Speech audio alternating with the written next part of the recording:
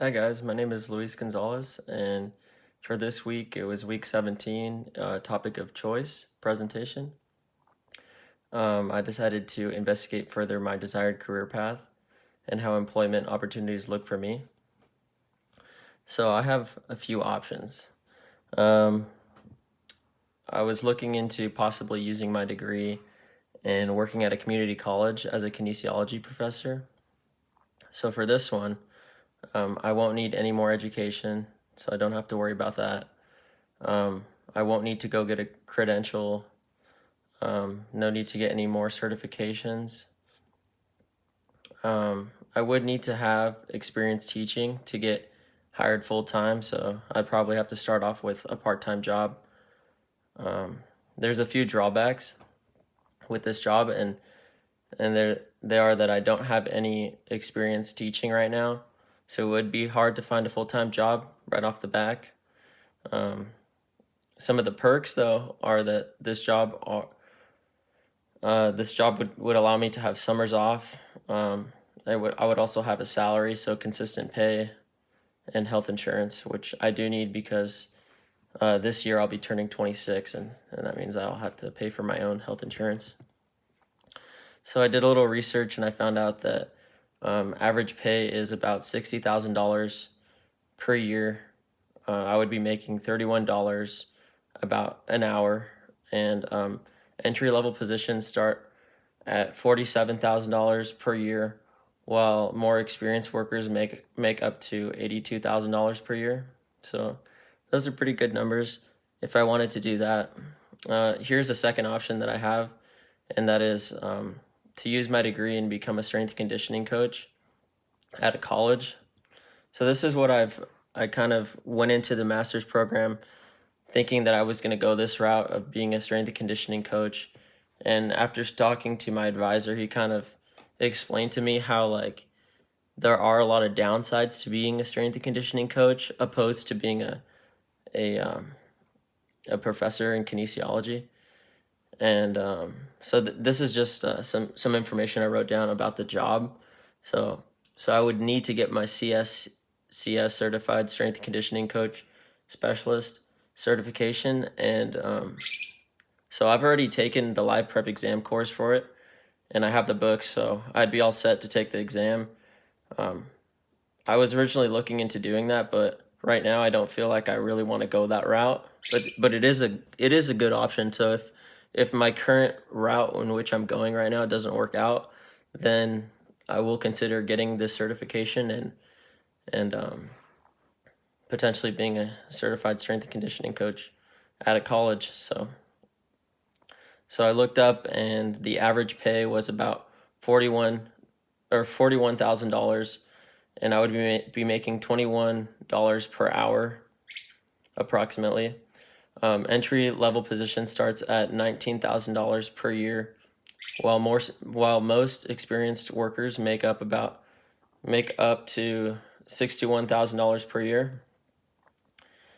Some of the perks of this job would be that it would be an ideal workplace because I would be working in a fitness facility, and I love that environment. Some of the drawbacks are that I would be the first one or I would be the last one to leave and the first one to arrive at the workplace. So I'd be working harder than everyone else, and I wouldn't be making that much money because I would have to be the assistant strength and conditioning coach, and I'd have to work my way up to becoming the head coach, and that could take years. It could take like 10 years. Like, who knows? It's up in the air. And so this one really is like not the greatest of options, but it is an option that I would consider if my current path doesn't go the way that it does.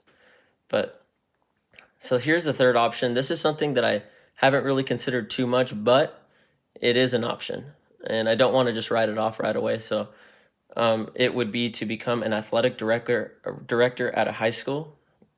I would need to get my teaching credential, which I kind of already don't want to do any more schooling. I feel like after 7 years of college, I'm just kind of over it now.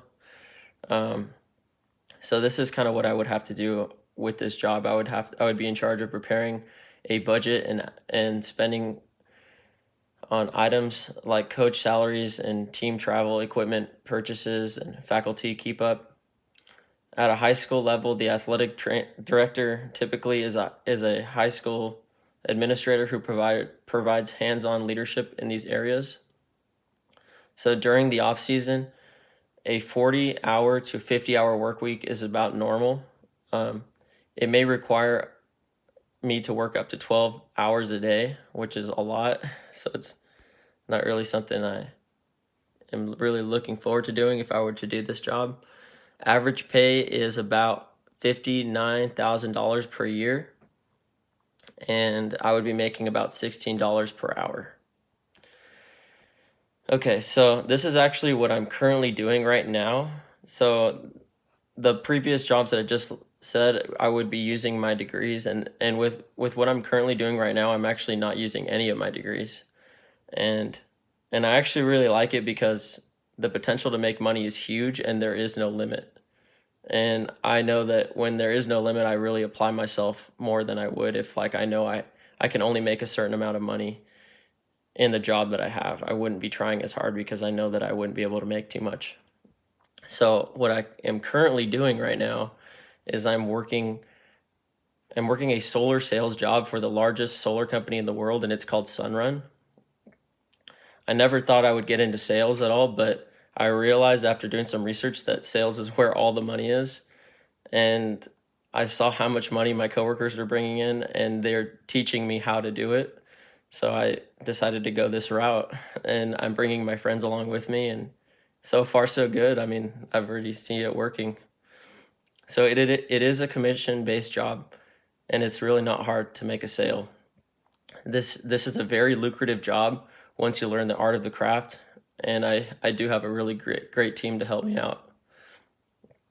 I'm currently working on getting my HIS contractor's license so I can make sales by myself. So right now I'm doing, it's me and my boss, and we go in and we make the sale together.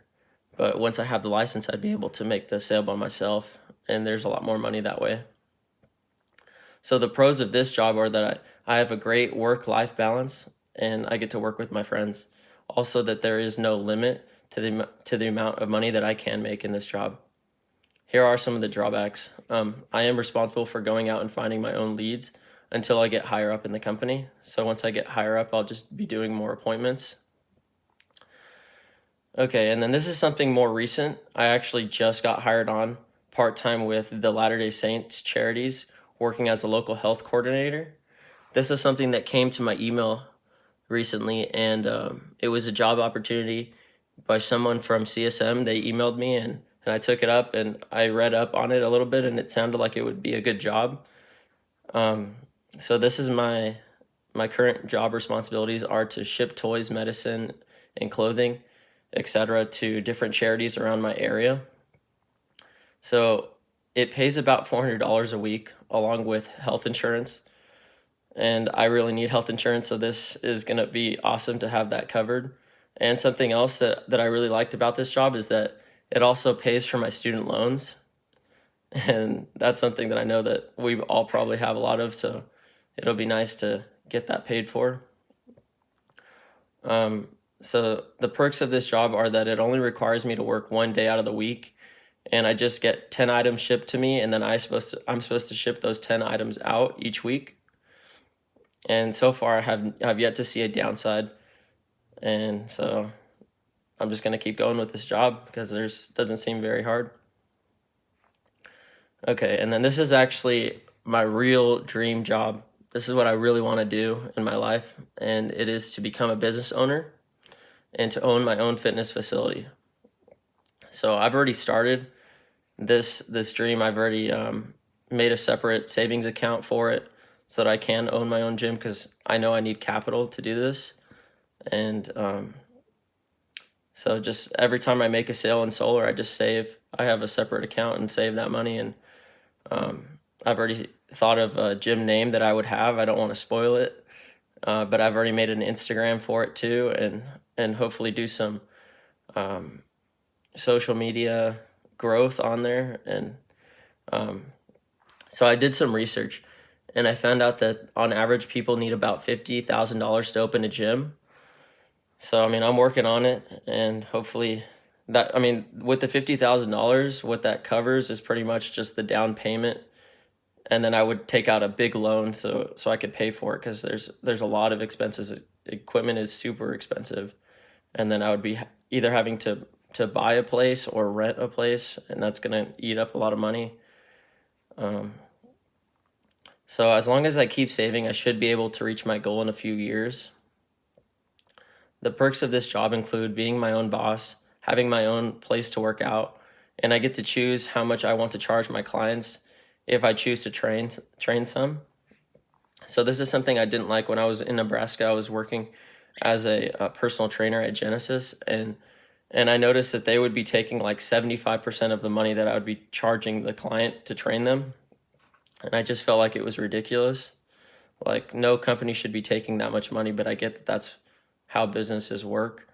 But by me owning my own business and me deciding to train clients in it, I could charge however much I want, and I would be making all the money that I would be charging, instead of someone else taking a piece of the pie. And also with this job, I don't see any visible downside. So this has always been my dream job, and I hope that I can do it at some point. Thanks for hearing my story, and see you later.